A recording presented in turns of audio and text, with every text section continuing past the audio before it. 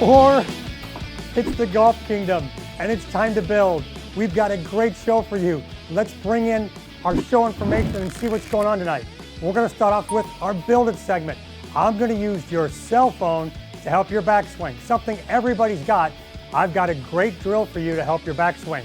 We're going to follow that up by checking in with our PT Solutions fitness person, Leanne. After that, it's just hot air with the myths and misconceptions of golf. On the bottom side of the show, we've got Golf Kingdom 3D. You're not going to want to miss that cool technology. And as always, we're closing with It's a Time to Rise. Are you ready? It's time to build here at the Golf Kingdom. The Golf Kingdom, brought to you by Essentia Insurance, TaylorMade, and Executive Air Conditioning.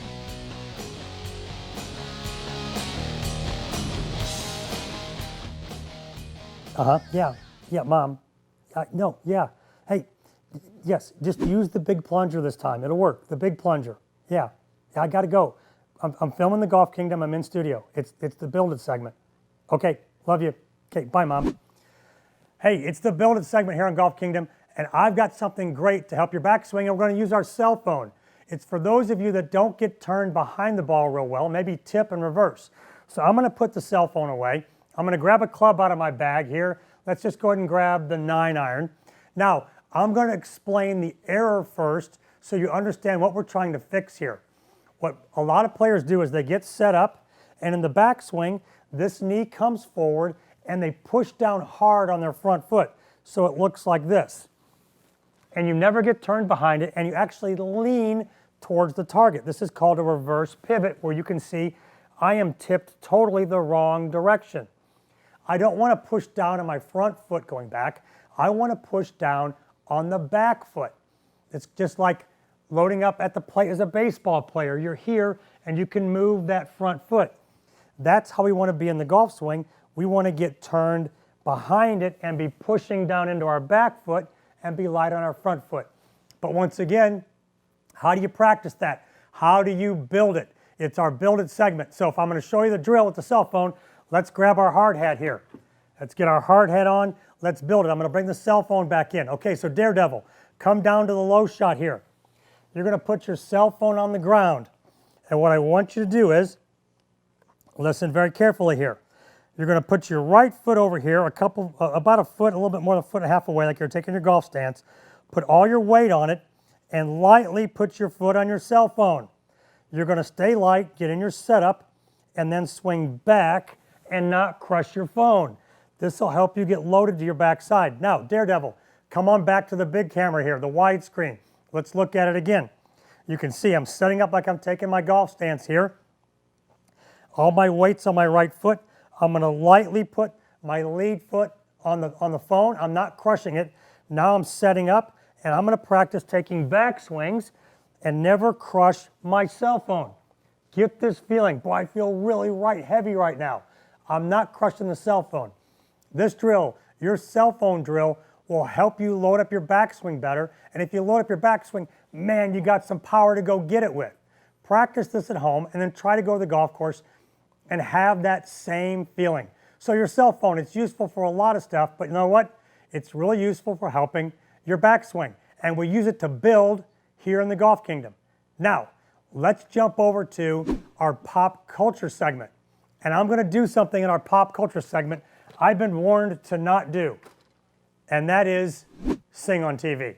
Let me get my cell phone out of the way. Put it there. Thankfully, I've got the ringer off. It's not going to ring during this segment. So one thing I see a lot of players struggle with, and they come to me with this complaint is, gosh, I swing so hard, I can't control the ball. The ball flies all over the place. It's like a Blue Angels show out there. Golf balls are going all over. And they don't know how to control their tempo. Well, here's my pop culture tip. And if you can hear the song, The Final Countdown in your head, you can have a final countdown to better tempo. So you know the song, it's the final countdown, da-da-da-da, da-da-da-da. Hear it in your head? Here's how to do the final countdown drill. And I'm going to replace an iron with a long club. So let's just go ahead and let's grab a hybrid here, a long club in the bag. Here's how the final countdown drill works to get better tempo and better club head control. You're going to set up. Now listen carefully, just like the cell phone drill, There's some specific information to do this right.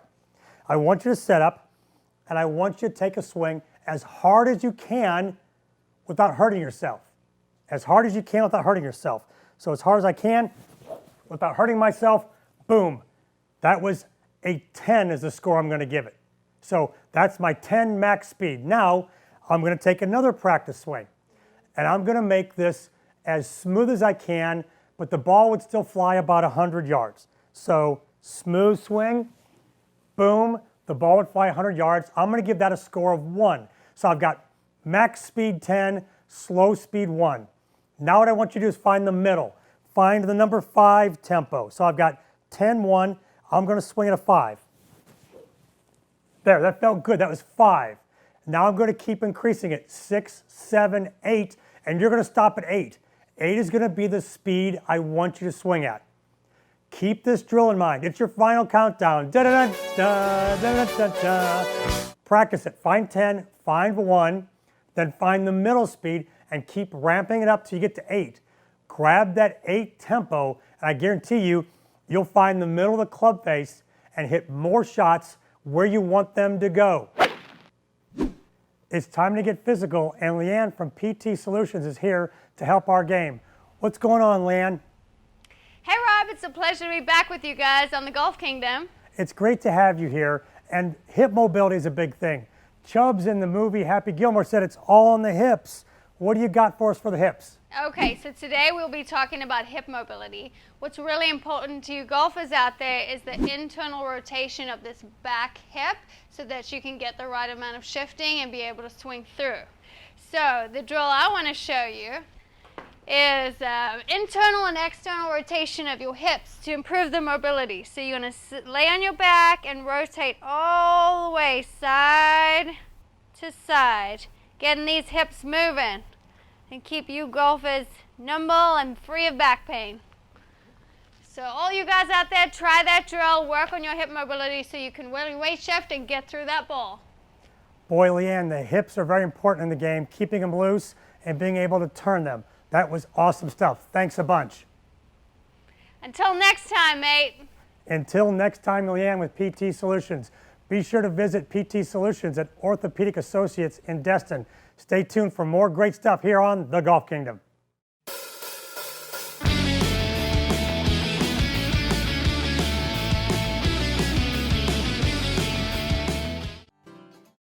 You want a golf tip that will really make this game easier? Okay, here's mine. The fastest way to get good is by finding a great coach. And the fastest way to find that person is through golfchannelacademy.com. It'll match you up with the best coaches in your area. And now you can even schedule a new student assessment. So, what are you waiting for? Schedule a training session with your local coach, Rob Strano from Strano Golf Academy in Destin, Florida at stranogolf.com.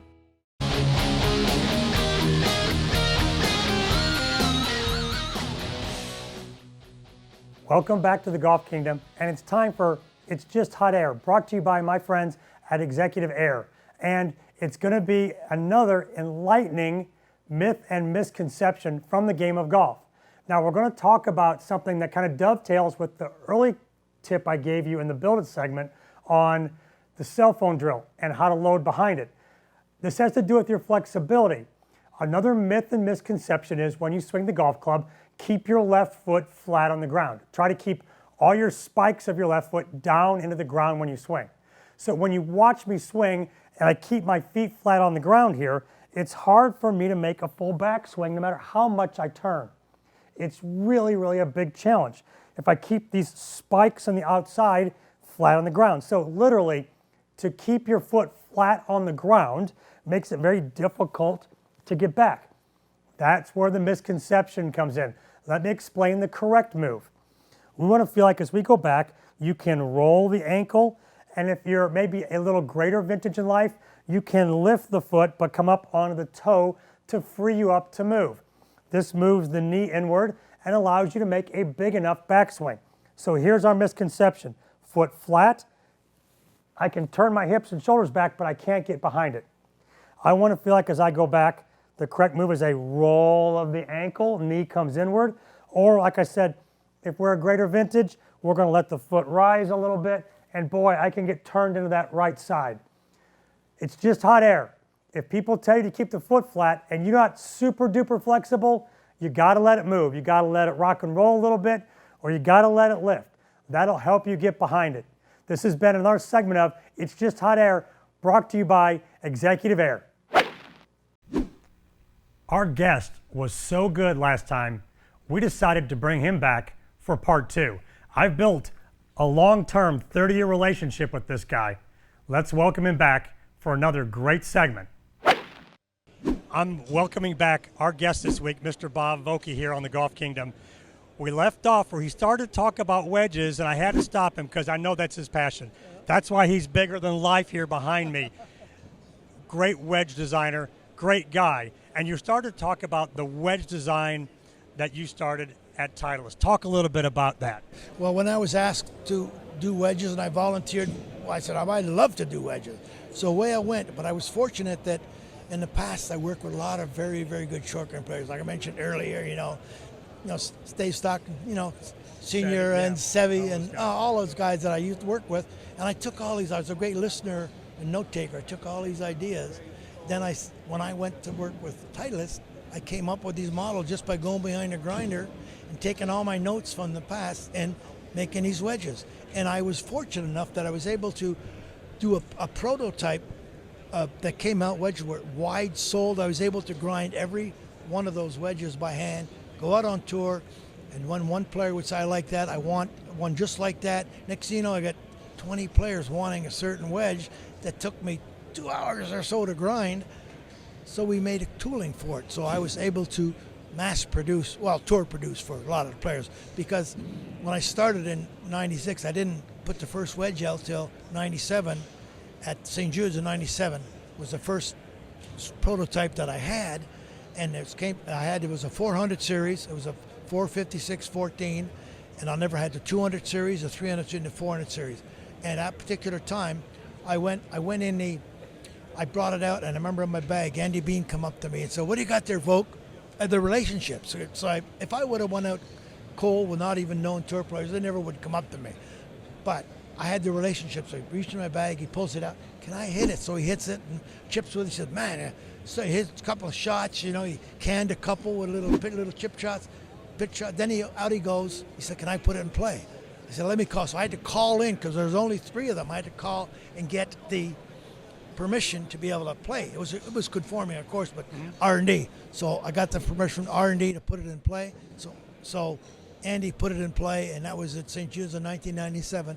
Was the first Vokey wedge in play, and right now that particular wedge, Andy gave it to me about a year ago. He brought it back in, gave it to me because he had it, and it's in the Hall of Fame up in Canada right now. That's exciting there that wedge is in the Hall of Fame. Now, step in here for me. Okay. I want you to look in the camera and tell everybody, what was the first moment as a wedge designer when you knew, or your proudest moment as a wedge designer, where you looked at a club you designed and went, wow, that was cool, that's my club that did that? Well, usually that would happen whenever I turned around and a player, and I did the best design that made it as good. I did it for certain shots they wanted to hit. But did good is when I got a signed flag from Masters on one and British Open on another. Thanks, Voke, for helping me make this happen. And I got a couple like that. To me, I would have to say, would be my proudest moments is when I got recognized. And not Rob, it's just a lot of people. Well, I got a lot of flags from play. I got a lot of people saying Voke did good, a lot of tour players. But what really turns me on is when I turned around one day, years ago, I remember I have this hat that says Voke in the back. I'm walking down the ropes like that, and I hear, Mr. Vokey, Mr. Vokey. And I went and stopped talking to him. He said, hi, I want to let you know that I have a Vokey wedge, and it's helped me more than any club that I ever have. I thank you very much for doing that. That's when I feel that I've really done, because I've helped a person play make the game a little bit more enjoyable for them. That turns me on more than anything. That's awesome. That is the perfect story there. Now, you're talking about the players out there that are playing Vokey wedges. What are 3 things you want the people watching the Golf Kingdom to know about wedges that they don't know that's really important? Well, first off, I would recommend how important wedges are because you've got so many lofts, grinds, any things that you want to hit. But those are the things that you have to turn around and understand. You get that by a fitter. Go to your local PGA Pro or preferably a Titleist fitting center, and they'll help you sort out the grinds and fit you, because that's so very important. So grind number one, get the right grind. Right grind for you to be fit right. And then I would turn around and make sure, and if I set any wedges, it has to feel good. Feel is so important in a wedge, and that only comes by being fit the proper way with the proper grind, loft, bounce, and the right combination for you fit in between. You want to make sure that you have no gaps in between. I'd recommend 4 to 6 degrees between lofts and wedges, and that equates to about approximately 10 to 15 yards. That's the most gap I like to see is 15 yards. So be fit right in that respect. That's perfect. Great way to end a great time together with a great friend of mine, Mr. Bob Vokey. It's been great to have you as my guest on the Golf Kingdom. Thanks. Thank you very much. You're welcome. Stay tuned on the Golf Kingdom. We got some great stuff coming up. Been excited to have my good friend Bob Vokey here.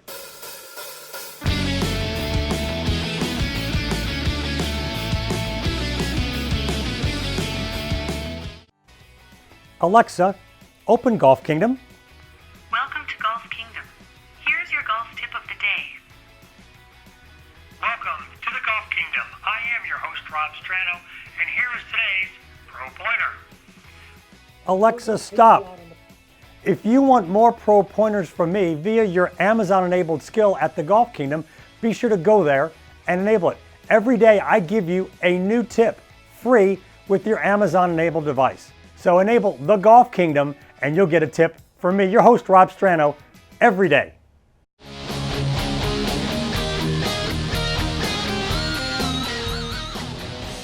Welcome back to the Golf Kingdom. It's time for our TaylorMade equipment moment, and I'm going to talk to you about wedges. And I seem to be telling players a lot about how the wedge is built and how it's supposed to move and interact with the ground, especially when it comes to the word bounce. I'm going to explain bounce to you and demonstrate how to use the bounce of your wedge. So first thing I'm going to need is my wedge. So I've got a 54-degree wedge here, and it's got 9 degrees of bounce.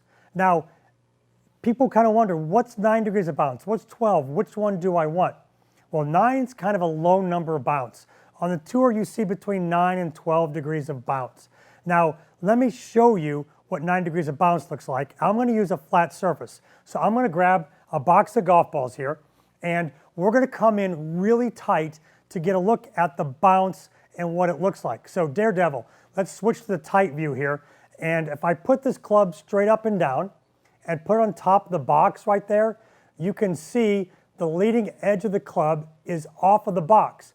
If I lean it forward, the leading edge is down. So when you dig into the ground, when you chip and pitch the ball, you're throwing the leading edge in there and not using the bounce on the bottom of the club. Let me show you what that looks like. Daredevil, bring me back wide here on the screen. I got a couple of balls. Let me knock them around the set here. When you're digging, the club's coming in this way, too much forward, ball's too far back, and you're digging it into the turf. You want the club to come back straight up and down. So when I come back to the ball, it's straight up and down like it was in the box, and I'm clipping this right off the ground. That was perfect. I clipped it right off the ground, and look at this. I got an automatic ball return here in the studio. Just perfect. So don't lean it forward. Learn how to bounce the club in there. Bring the club back straight up and down, and you'll clip it off the turf every time. This has been your TaylorMade equipment moment. Now, I want you to jump over to with me to the 60-inch screen, the big screen. It's our Golf Kingdom 3D tech. This is something really, really cool I want to show you to help your golf swing. Jump over to the big screen with me here. You can see I've added a little something to my golf costume here. I've got the K-Coach 3D motion analysis sensors on. I've got one on my back, one on my pelvis, one on my lead arm, one on my wrist. It's measuring body movements. As you watch the avatar on the screen, you see me moving all over the place. Let me explain a common error that this system picks up when we use it at my academy. It picks up players moving their shoulders too flat. So here's what happens is when we bend over to hit a golf ball, we're inclined towards the ground, and we don't like that. We always orient ourselves in life to the horizon. We always like to be horizontal, looking at a horizon that's flat in front of us. We don't like bending over and bringing our horizon down here. When we swing a golf club, what happens is we swing back and our shoulders flatten and we stand up. If you're a stander-upper, chances are your shoulders are turning too flat as you go back, just like this. Now, the K-Coach, it's measuring this, and it'll create a tone when I do it right. So Daredevil, let's go to the full screen of the K-Coach system. I'm gonna bend over here, and you're gonna see some green bars and some little handles. I'm trying to turn back. Hear the tone? I just did a rep, boom. See, the bars went right into the green segments there. I'll make an adjustment here. Got it, there's 2 in a row, one more. I'm turning my shoulders steep. Bang, nailed it right on the first try again. Now, here's a wrong move. Watch, I'll totally miss. Look at, see how my shoulders are flat and that red bar is way high of that green spot I'm trying to hit. Let me bend my shoulders down. Bang, I nailed it. Now, let me demonstrate that on the big camera. Daredevil, come back to me now. So what I just did was, the first one where I flattened, I turned my shoulders real flat like that, and you can see behind me on the screen, I missed it high. I tipped my shoulder down, bang, I nailed it. So what you want to feel like is, as you go back, this lead shoulder's going down, the trail shoulder's going up, like someone's trying to pull your trail shoulder up over your head. Boom, I nailed it again. Shoulder plane going back fixes so many problems, from being over the top on the downswing to standing up in the backswing. Remember, we don't like to find ourselves bent, not horizontal to the horizon. This system we use at the Academy, K-Coach, helps us a bunch show you what happens. Thanks again for tuning in to this 3D technology segment here on the Golf Kingdom. Now, stay tuned because it's time to rise. One of the interesting things I get asked about golf, and I get asked a lot of interesting things, is, hey Rob, how do you keep your shoes clean? I mean, my shoes always look really nice, and boy, I tell you, I see some really ugly shoes at the golf course, whether it's someone coming for a lesson with me or just walking by, and I go, oh my gosh, what swamp did they wade through?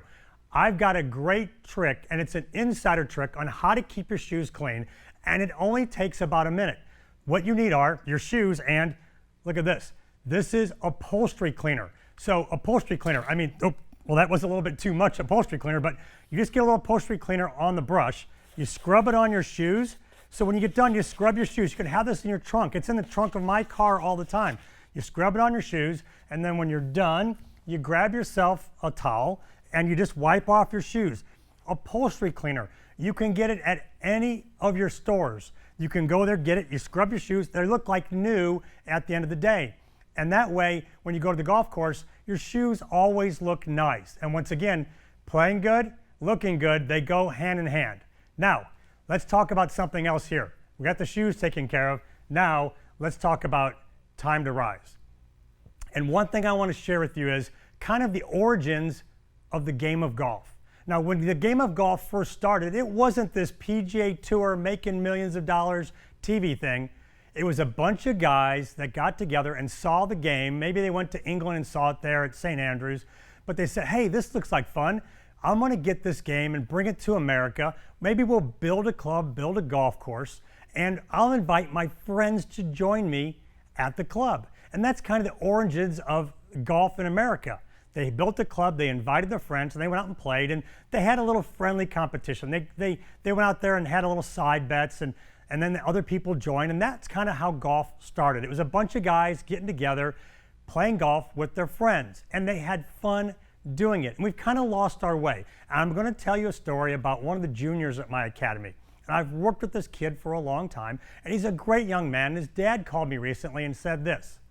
He said, Rob, my son would like to go work with a different coach where he has a friend there.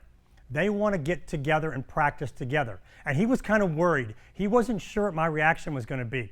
But if you know me, I want what's best for the player and what's best for this kid. And I said, absolutely, I am okay with that. I hope he goes there and he gets better and he has fun hanging out with his friends. And that's what golf is. I want you to enjoy hanging out with your friends. I don't want you to look at the scorecard when you're done and go, oh my gosh, I made an 8 and a 7 coming in. I want you to go out, have fun, hanging out with your friends. I want you to go when you go by yourself maybe and you're paired up with maybe another threesome. I want you to take time to meet those people and learn something about them. Ask questions. You never know who you're going to meet at the golf course. In my first Pro-Am I ever played in as a tour player, I got paired with a guy named Curly Neal. Now, if you're a basketball fan or a Harlem Globetrotters fan, you kind of know who Curly Neal is, one of the original Globetrotters. Great pairing, and you know what? We won that Pro-Am. It was his first ever win, and he had just started playing golf. And we had a great time together, and I got to know him. So when you get paired with people you don't know, learn something about them. You never know who you're going to connect with on the golf course. Thanks again for watching the Golf Kingdom, and go check us out. Run over to social media on everywhere, Instagram, YouTube, Facebook, Twitter. You'll find us at the Golf Kingdom. And hey, if you want to improve your golf game, come see me, the Strano Golf Academy. You can find more information at stranogolf.com.